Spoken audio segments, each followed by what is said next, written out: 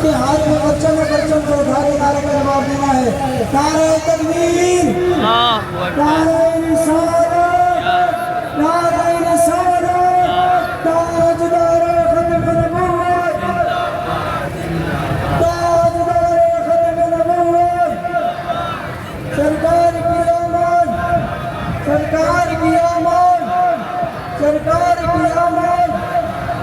اظہار خیر فرمائیں گے حضرت علامہ مولانا حسن قادری صاحب.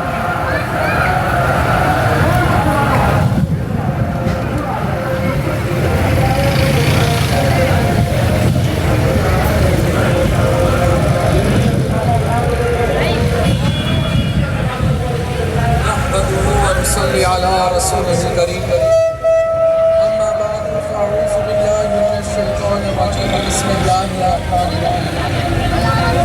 نصیب چمکے ہیں فرشوں کے، عرش کے چاند آ رہے ہیں. نصیب چمکے ہیں فرشوں کے، عرش کے چاند آ رہے ہیں. چمک سے جن کی فلک ہے روشن، وہ شمس تشریف لا رہے ہیں. ہم جس نبی کی ولادت کی خوشی میں جلوس میں شریک ہے، وہ نبی کی شخصیت میں ایسی ہے جس نبی کی ولادت سے قبل پوری دنیا تاریکی میں ڈوبی ہوئی تھی. جس نبی کی ولادت سے قبل ماں کا کوئی حق ادا نہیں کیا جاتا تھا. آج ہم جس نبی کی ولادت کی خوشی میں جلوس میں ہم حاضر ہیں، اس کی وجہ یہ ہے کہ وہ نبی تشریف لایا ہے جس نبی کے آنے کے بعد باپ کو اس کا حق ملا ہے. کیونکہ نبی کے آنے سے پہلے جس طرح سے ماں کی حق تلفی کی جاتی تھی، جس طرح سے نبی کے آنے سے پہلے باپ کی حق تلفی کی جاتی تھی، جس طرح سے نبی کے آنے سے پہلے اپنی بیٹیوں کو زندہ درگور کر دیا جاتا تھا، جس طرح نبی کے آنے سے پہلے یتیموں مسکینوں کی حق تلفی کی جاتی تھی، اس تمام در مدعا کو اللہ کے رسول صلی اللہ علیہ وسلم نے جب تشریف آوری ہوئی تو آپ نے ماں کا حق دلایا.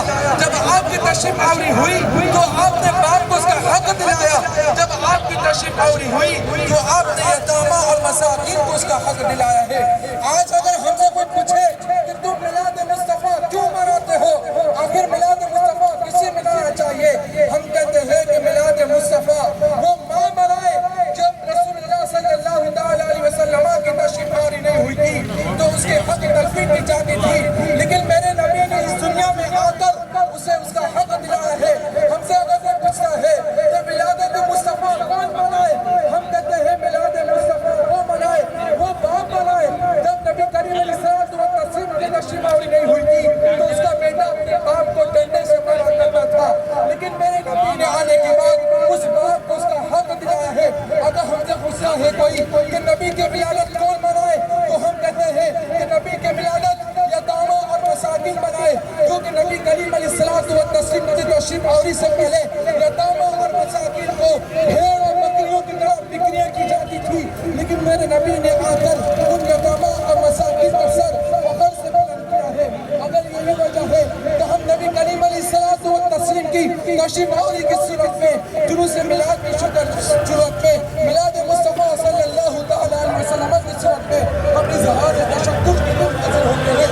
لہٰذا پتہ چلا کہ ہمارا یہ عمل اس وجہ پر ہے کیونکہ اللہ تعالیٰ نے اپنے نبی کی تشریف آوری کی صورت میں ہم پر بہت بڑا احسان کیا ہے. لہٰذا ہمیں چاہیے کہ ہم نبی کریم علیہ السلام و تسلیم کی تشریف آوری بھرپور انداز بنائے اور نعرے سے استقبال کیجیے سرکار کی آمد، دلدار کی آمد، یاسین کی آمد، طٰہٰ کی آمد، مزمل کی آمد، مدثر کی آمد، سونے کی آمد.